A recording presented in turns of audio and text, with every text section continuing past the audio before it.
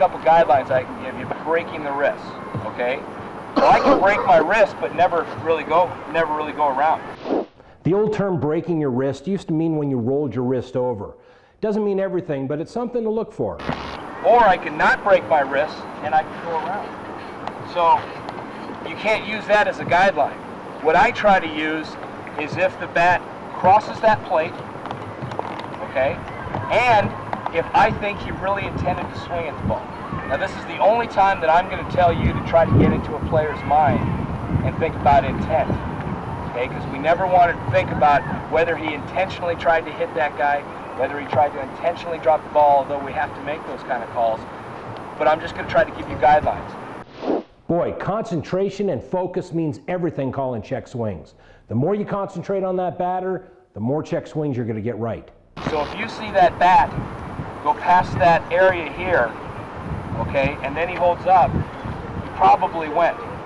But on the same notion, if you see that bat come here, and now his body goes around, he didn't go.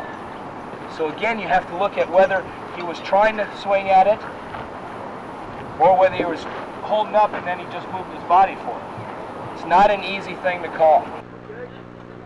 Oh, yes, he did! Get up! Especially with these aluminum bats in a day game, you see a flash of gray. So all you see is just a flash of gray. Sometimes that flash could look like it's way out here, when actually it was just here. So you really have to pay attention. But again, if you see that bat cross that plate, probably he swung. If I use the word probably went, it's because calling check swings is not an exact science. Black bats, shiny bats, night games, they all cause problems with check swings.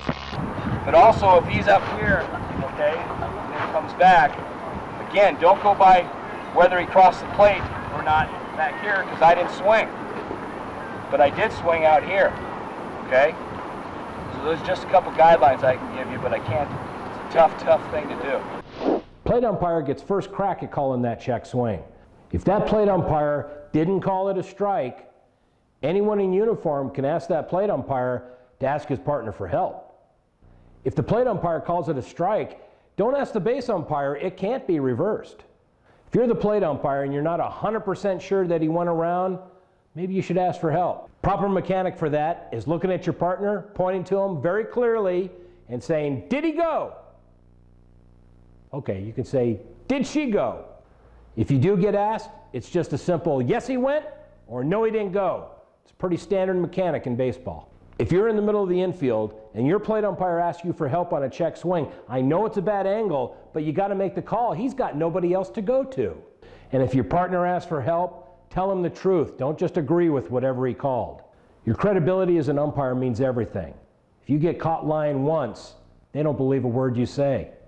But again, it's whether he offered at the pitch, whether he meant to swing at that pitch, or whether he changed his mind right there. That's not a swing right there. That's not a swing. That is a swing. You see how I went down and then brought it back up? That is a swing. But when I stopped right here and then just turned my body, that's not a swing.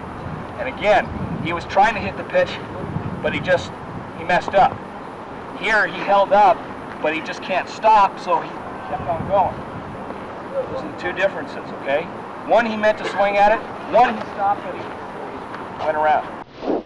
You know, box and check swings are two difficult things to call, but if you keep your concentration and don't get caught napping, you shouldn't have a problem with these.